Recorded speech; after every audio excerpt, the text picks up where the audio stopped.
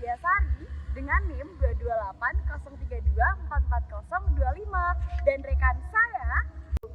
Hai, dan saya Muhammad Rifki Mustaqim dengan NIM 22803244007.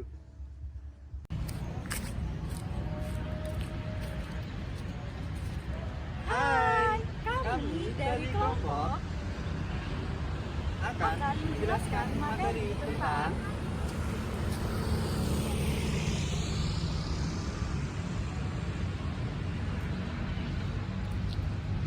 Selamat menyaksikan.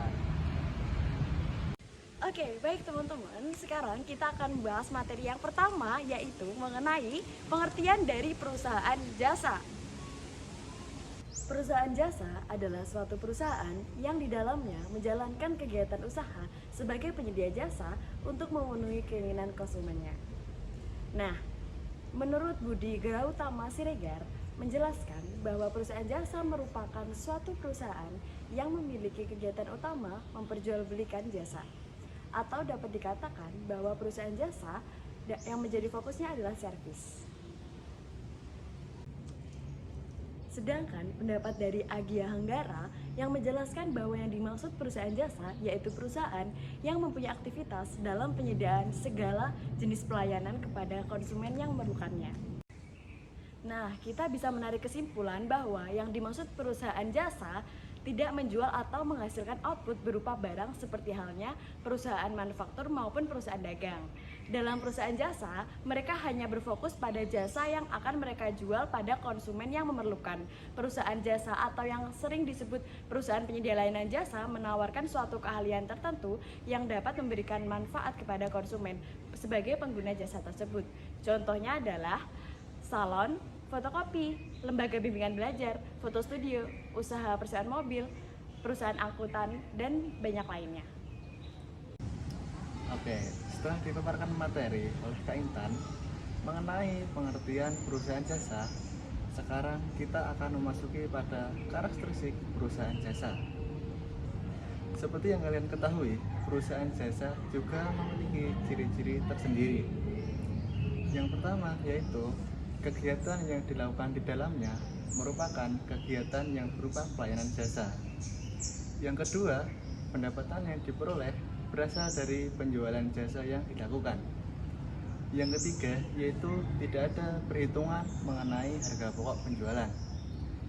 Yang keempat, yaitu perhitungan laba rugi diperoleh dengan membandingkan jumlah pendapatan dan juga beban yang dikeluarkan.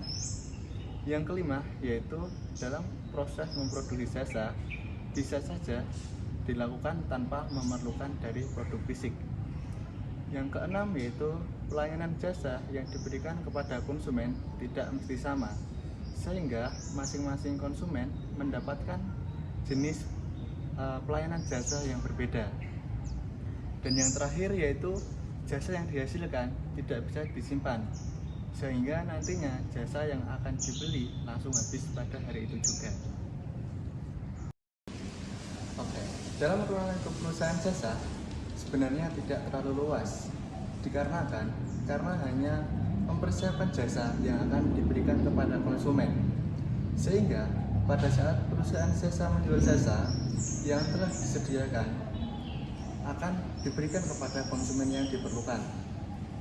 Dalam perusahaan jasa memiliki ruang lingkup diantaranya yang pertama yaitu ada transportasi, itu seperti travel, taksi, dan bus.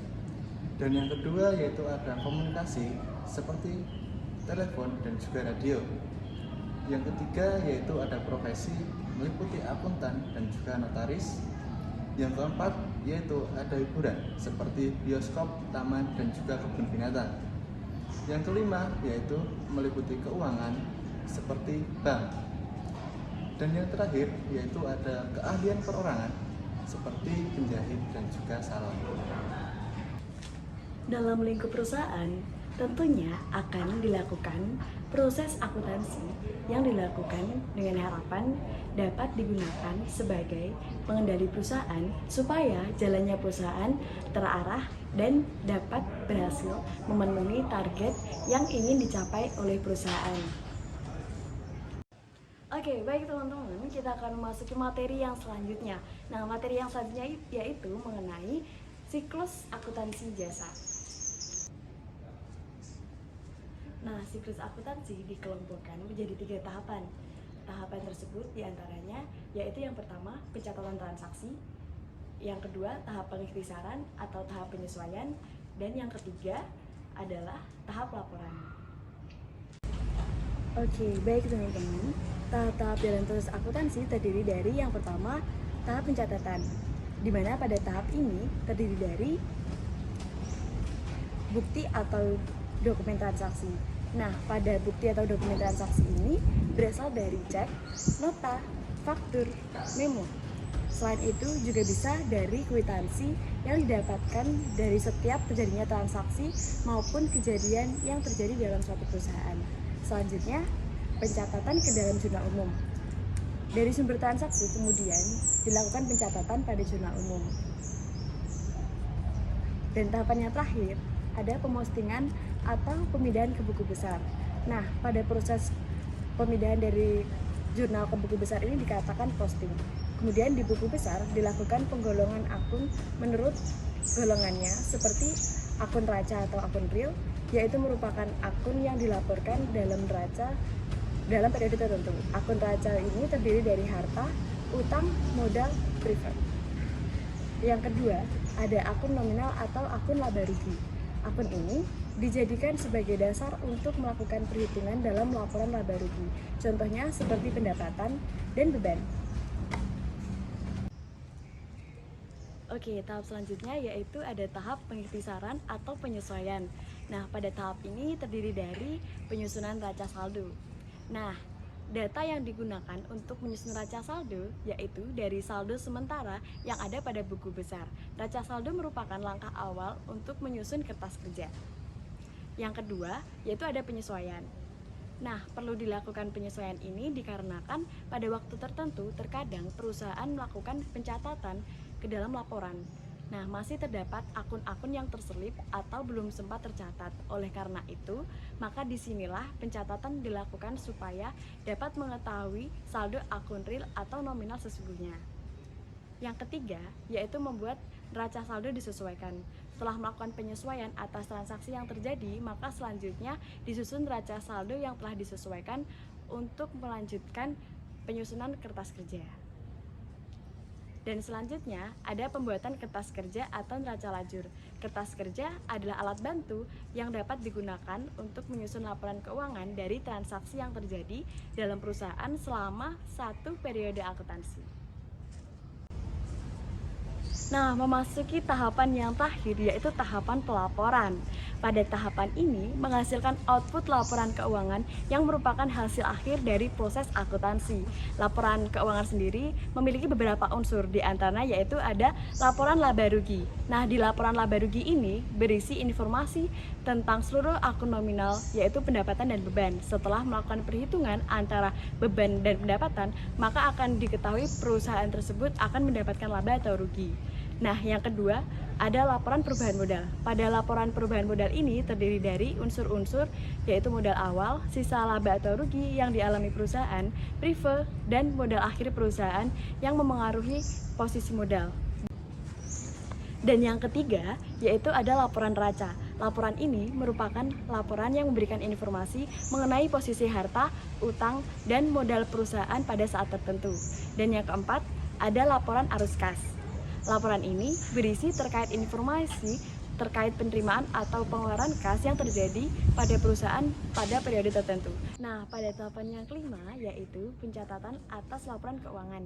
Catatan atas laporan keuangan ini akan menyajikan informasi mengenai penjelasan atau daftar terinci atas nilai suatu pos yang disajikan dalam laporan realisasi anggaran, neraca dan arus kas dalam rangka pengungkapan yang memadai.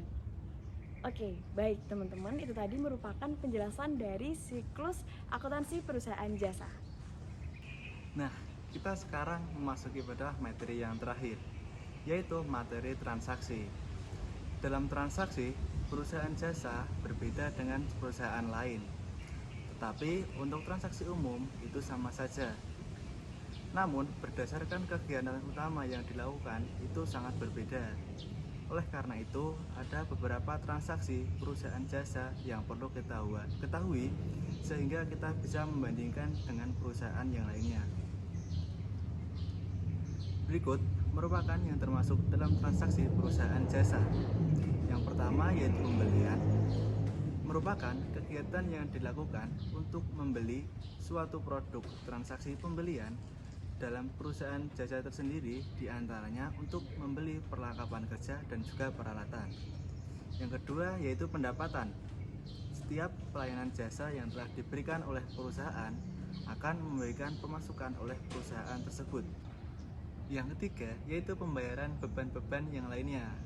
Perusahaan jasa juga memiliki berbagai biaya yang harus dibayarkan, seperti contoh seperti beban tagihan listrik, telepon, dan internet. Yang keempat yaitu penerimaan piutang.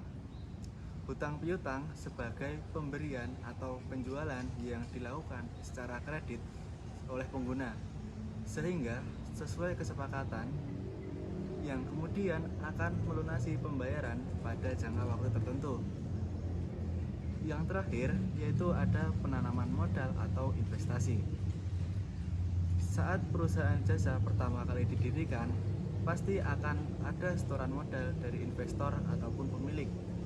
Semua transaksi harus dicatat dengan baik, apalagi jika modal atau dana tersebut datang dari pihak yang lain.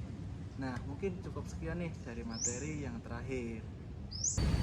Oke, baik teman-teman. Semoga materi yang telah kami sampaikan teman-teman bisa dengan mudah memahaminya. Dan semoga materi yang telah kami sampaikan dapat bermanfaat bagi kalian semua. Sekian pemaparan materi dari kami. Terima kasih.